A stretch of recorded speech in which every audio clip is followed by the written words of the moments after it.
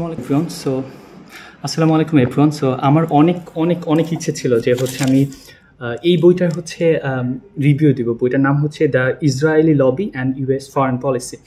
So এই বইটা কেন রিভিউ দেয়া আমি অনেক চেয়েছি এবং বইটার নাম পড়েই আমার ভালো লেগেছে, দ্য ইসরায়েলি লবি এবং and US foreign policy. So বইটা পড়লে নিশ্চয়ই অনেকটাই ইসরায়েলের যে লবিটা আছে, লবি জিনিসটা কোনো একটা গ্রুপ কোনো একটা কিছুর জন্য কাজ করে, এটাকেই লবি বলা হয়েছে। তো যদি বলা হয় এটা ইসরায়েলি লবি, মানে কোনো একটা গ্রুপ যারা ইসরায়েলের জন্য কাজ করে। তো বইটার টাইটেলটা আমি এক্সপ্লেন করতে পেরেছি এবং বলা হয়েছে অ্যান্ড ইউএস ফরেন পলিসি।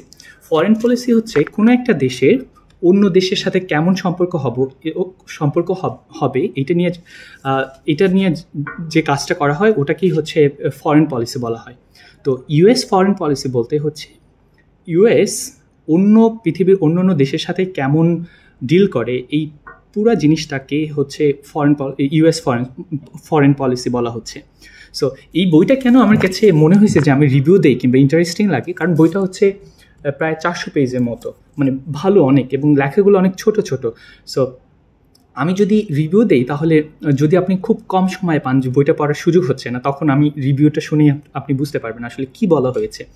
এবং ইন্টারেস্টিং ফ্যাক্ট, বইটা কেন আমি রিভিউ দিতে চাচ্ছি কারণ বইটা যে লিখেছে তারা দুইজনই আমেরিকান, মানে আমেরিকান সিটিজেন।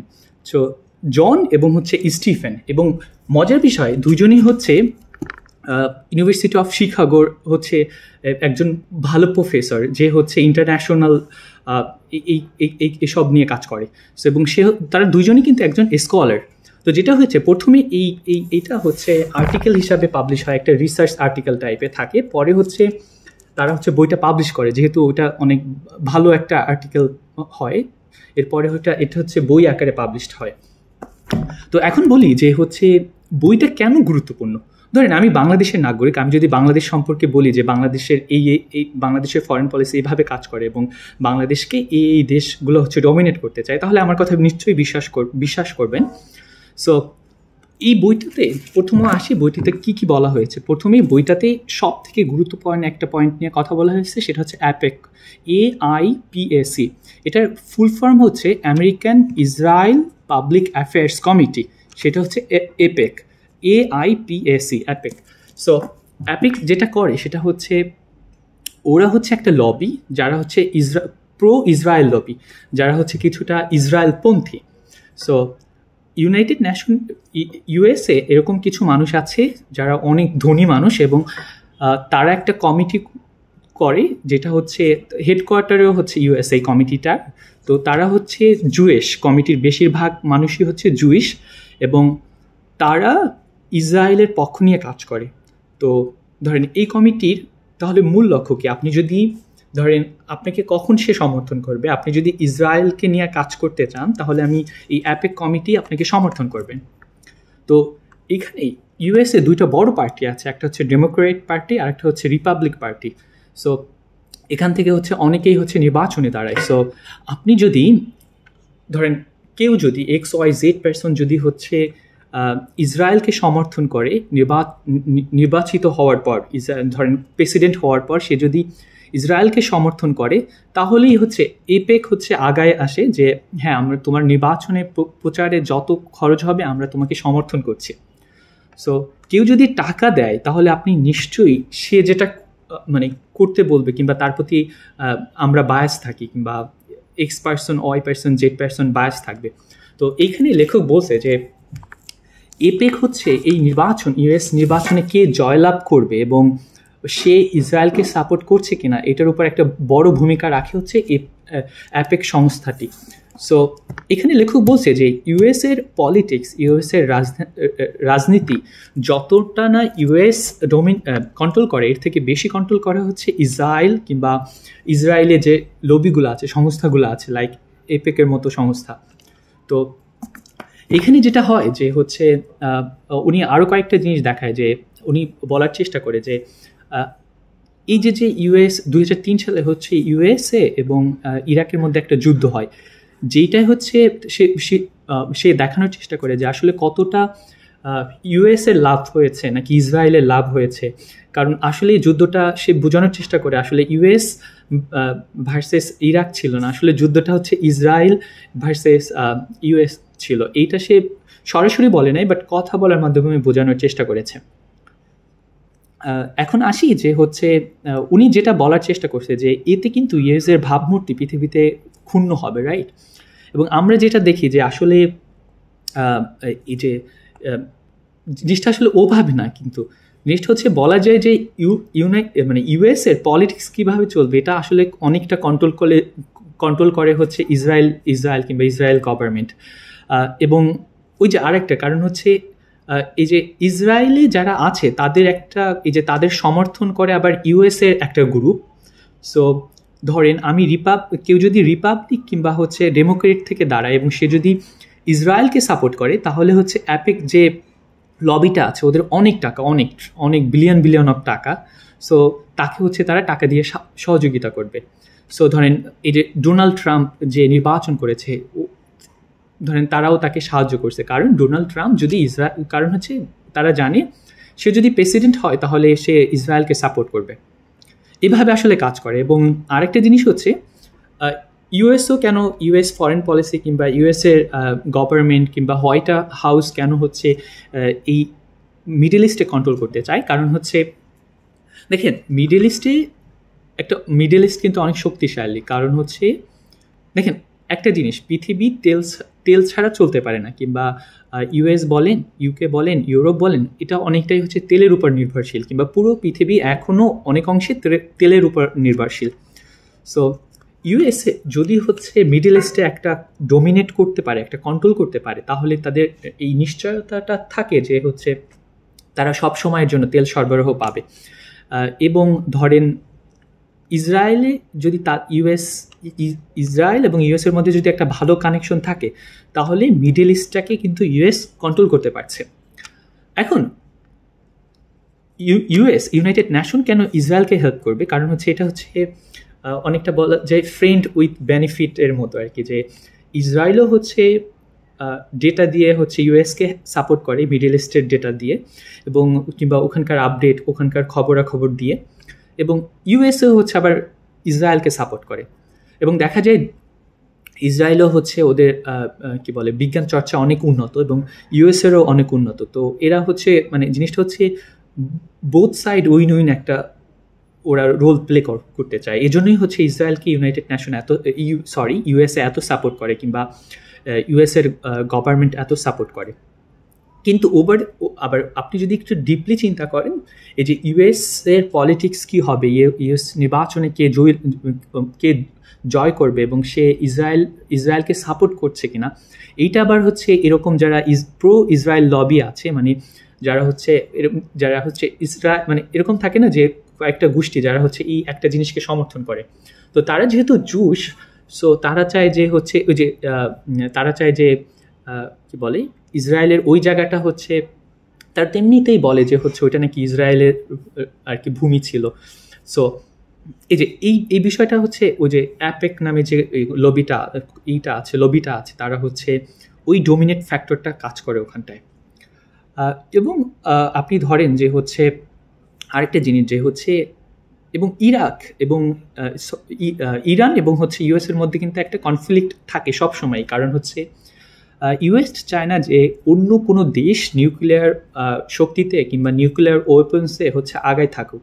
সো ওই ক্ষেত্রে হচ্ছে ইউএস কিছুটা ডোমিনেট করার জন্য ইসরায়েলকে সাপোর্ট দেয়, এবং ইসরায়েল যাতে হচ্ছে ইরান যেই দেশগুলো হচ্ছে একটু জ্ঞান চর্চা এগিয়ে যাচ্ছে কিংবা নিউক্লিয়ার ওয়েপন্স তৈরি করতে পারে ভবিষ্যতে, ওদেরকে একটু ডোমিনেট করে রাখার জন্য। সো এবং আরেকটা ফ্যাক্টর হচ্ছে, তিনটা ফ্যাক্টরের জন্য হচ্ছে ইউএসএ হচ্ছে মিডল ইস্টের উপর হচ্ছে এতটা ইন্টারেস্ট দেখায়। একটা হচ্ছে অয়েল মানে তেল সরবরাহটাকে তারা হচ্ছে কনস্ট্যান্ট রাখতে চায়, যে সবসময় যেন তারা তেল সরবরাহটা পায়। এবং এরপরে হচ্ছে নিউক্লিয়ার ওয়েপন্স, যে ইউএসএ চায় যে মিডল ইস্টে যাতে অন্য কোনো নিউক্লিয়ার শক্তি তৈরি না হয়, নিউক্লিয়ার দেশ তৈরি না হয়।